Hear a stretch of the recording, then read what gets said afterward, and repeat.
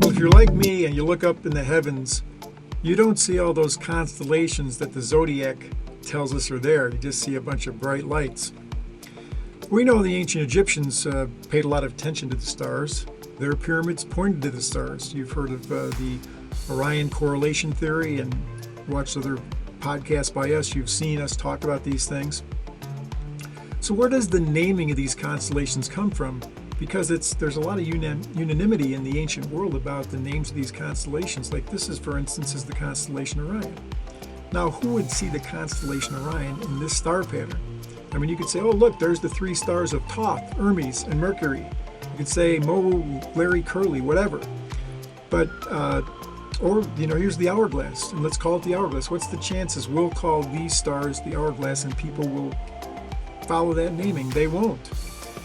That's because everybody knows that this is Orion, and those stars indicate Orion. But where does that come back from? Because I would challenge you, if you had asked 1 million fifth graders what's pictured by those stars, if they didn't have the picture of Orion, they'd never say, oh, I see a mighty hunter there raising his club and holding a lion skin. They'd never say it, not 1 in a million. So there must be an adequate cause to explain this effect. The effect is worldwide naming. There's much agreement on the star names and the constellations from the ancient past. Go to Arabian astronomy, go to Coptic and Egyptian names, look at the Dendera, the Esna Zodiac, Bailey's History of Astronomy. So since there's such a common naming, it argues to have a cause that can explain it. So it goes back to the original men.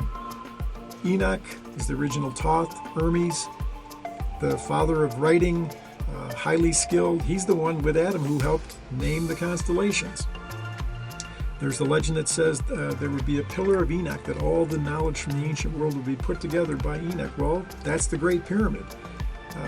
Enoch was highly skilled, highly knowledgeable. He put plans that many people have found, the hidden geometry and meaning and symbolism of the Great Pyramid. And he named the constellations with Adam.